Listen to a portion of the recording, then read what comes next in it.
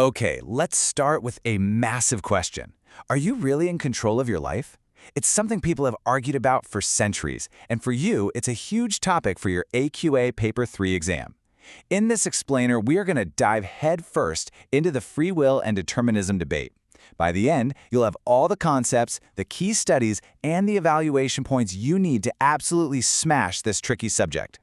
So let's really think about that for a second. When you make a decision, anything from what to wear today to which university to apply for, was that choice genuinely yours? Or was it just the unavoidable outcome of a long, long chain of events that you had no control over? At its heart, the debate boils down to two opposing camps. On one side, you've got free will. This is the idea that we are the captains of our own ship, right? We make our own choices.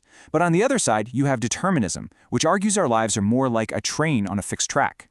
Every single stop, every turn, was all laid out way before we even started the journey.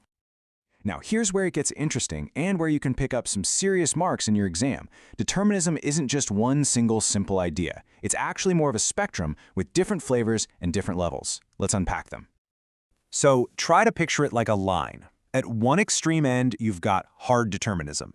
This view leaves absolutely zero room for choice. Then, way over on the other side, you've got pure free will, the idea that you are the total master of your own destiny. And then, sitting somewhere in the middle, you have this compromise position called soft determinism. Let's start with the extreme end. Hard determinism says that free will is a complete and utter illusion. It's like we're all just actors in a film where the script has already been written. Every single choice you think you're making is really just the next domino falling in a chain that was set in motion a long, long time ago.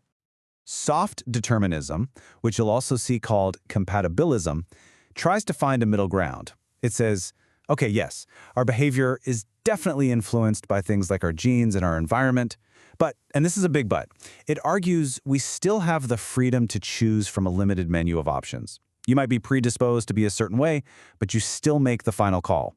It's a view a lot of psychologists are much more comfortable with. So what are these determining forces? Well, first up, you've got biological determinism. This is the idea that our genes, our hormones, our brain chemistry, they're the ones really pulling the strings. You can point to evidence like Bouchard's twin studies, which found that a massive part of our intelligence seems to be down to our DNA. Or you can look at how low serotonin levels are strongly linked to depression. That's our biology at work. Then we have environmental determinism. This is the classic behaviorist take. The idea here is that we are products of our surroundings. We're shaped by learning and reinforcement. B.F. Skinner was a huge advocate for this, believing our actions are just the result of a lifetime of rewards and punishments. And of course, you've got Bandira's Bobo Dawes study, which showed pretty clearly how kids' aggression can be determined by the adults they see around them. And last but not least, we've got psychic determinism, which comes to us from the one and only Sigmund Freud. He argued that the real puppet master is our unconscious mind, pulling our strings based on childhood experiences and unresolved conflicts we're not even aware of. For Freud, there's no such thing as an accident. You know that thing, the Freudian slip, where you say something you didn't mean to? He'd say that's your unconscious desires bubbling up to the surface. Now, psychology loves to call itself a science. And what's the whole point of science? It's to find cause and effect, to establish predictable laws. Well, that scientific goal fits hand in glove with determinism. So what does modern neuroscience actually tell us about all this? Okay, you need to know about this study. Back in 1983, a neuroscientist named Benjamin Libet did this incredible experiment. He hooked people up to an EEG to watch their brainwaves, and he gave them a really simple task. Just flex your wrist whenever you feel like it. But here's the crucial part. They had to look at a clock and report the exact moment they felt the conscious intention to move. Right, here's where it gets wild. Libet found that people's brains started showing activity, what he called the readiness potential, a full 550 milliseconds, that's over half a second, before the wrist actually moved. Okay, that makes sense.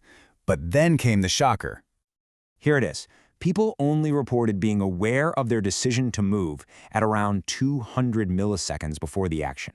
Just let that sink in. There was a gap of over a third of a second where their brain was already preparing to act before they were consciously aware of having made a decision. So, what does this mean? As Libet himself put it, the brain seems to decide to act before you do. This was seen as huge scientific evidence for determinism. It suggests that our feeling of making a choice might just be an illusion, a story we tell ourselves after our unconscious brain processes have already gotten the ball rolling. This is all really fascinating stuff, but for paper 3, you've got to be able to apply it. The neuroscience is cool, but the big question is, so what? Why does this philosophical debate actually matter in the real world, outside of the classroom? Well, let's look at mental health treatment. If you take a deterministic view, you might see depression as being caused by a chemical imbalance in the brain. So, the treatment? Medication, like SSRIs. The patient's role can be quite passive.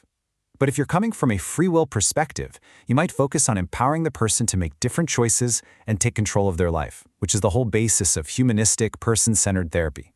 See? Two totally different approaches. Now, let's think about the legal system. Picture a lawyer standing up in court and saying this. What are they actually arguing? It's a purely deterministic argument, isn't it? They're basically saying their client's actions weren't a free choice, they were the inevitable result of his biology and his environment. And this creates a massive problem. Our entire justice system is built on the idea of individual responsibility, the idea that people choose to break the law. If hard determinism is true and free will is an illusion, then the concepts of blame, accountability, and punishment, well, they just don't make any sense anymore. Okay, time to pull all this together. This is your AO3 evaluation, the critical thinking you need to show in your essays to get those top-tier marks. Let's lay out the arguments for and against. So let's weigh it up. On the plus side for determinism, it's scientific. It gives psychology more credibility, it leads to real-world treatments that help people, and it has some pretty compelling research, like Libet's study, to back it up. But on the other hand, it completely messes with our ideas of moral and legal responsibility. It can be a bit reductionist, and honestly, it just flies in the face of our own powerful, subjective experience of making choices every single day. So where do most psychologists land on this? Well, these days, many take a more nuanced view called an interactionist approach. This basically says that our behavior is a complex cocktail of biology, environment, and our own conscious choices. Think of it like a game of cards. You don't get to choose the hand you're dealt. That's your biology and environment. But you absolutely get to choose how you play that hand. And I'll leave you with this final big idea to chew on for your revision. If every single one of your actions is just the end of an unbroken chain of causes that started long before you were even born, then what does that say about the you that feels like it's making all these choices? It's a deep one, and it's exactly that kind of critical thought that's going to make your exam answers stand out.